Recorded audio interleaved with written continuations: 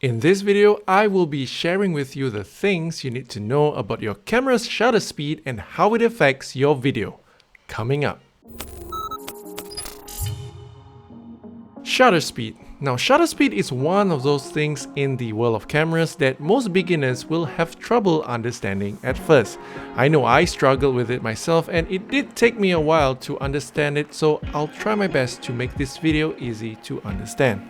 Shutter speed, along with aperture and ISO, makes up the three pillars of exposure. Exposure is the amount of light that reaches your camera sensor. And the three pillars work in unison in order to achieve the best possible result produced from your camera, whether it's for video or photos.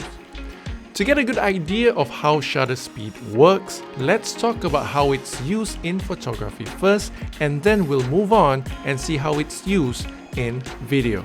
Hey guys, my name is Hafiz and welcome to Roll Record. On this channel, I teach beginners how to make videos. I also share helpful tips and tools that can help you get started and go further in your video making journey. So if you are new here, please consider subscribing. Also, links and timestamps to everything that I mentioned in this video can be found in the description box down below.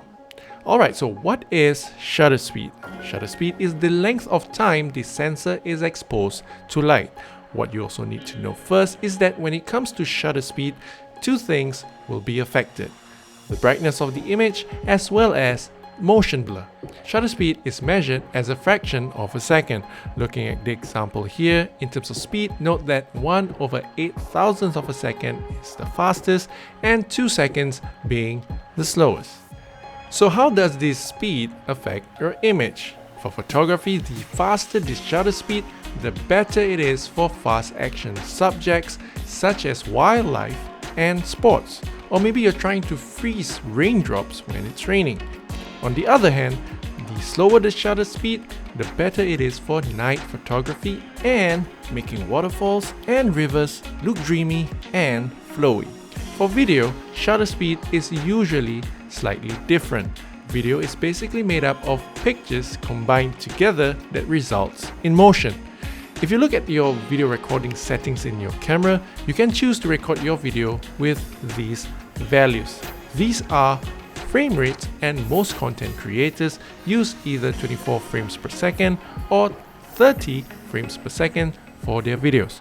What it means is that, for example, 24 frames per second, there are 24 images stitched together in a second to achieve motion. To achieve a video with the most natural looking motion, as a general rule, the value is set to be at 2 times the frame rate. For example, if you choose to record your video in 24 frames per second, your shutter speed should be 1/50. And if you want to shoot at 30 frames per second, your shutter speed should be set at 1/60. So 30 times 2, 60. So basically 2 times the frame rate. Now, what you also need to take note of is that if your shutter speed is too slow, it will make the movement too blurred, and too fast will make the movement look choppy and robotic. Having said that, if you are shooting regular videos for YouTube, Facebook or Instagram, just stick to the rule where it's 2 times the frame rate. But for creative reasons, you can break this rule and experiment with slower and faster shutter speeds, as some movies have done. A slow shutter speed can bring about a dreamy, almost drunken-like looking scene in Gladiator starring Russell Crowe. A fast shutter speed, on the other hand, gives the audience the chance to see all sorts of particles flying about in this scene from Saving Private Ryan starring Tom Hanks. Pretty cool, right? So that is shutter speed for you, and that covers 2 out of 3 of the pillars of exposure. Next week, the final pillar, ISO. Please subscribe and hit that notification bell so you know when the new video gets released.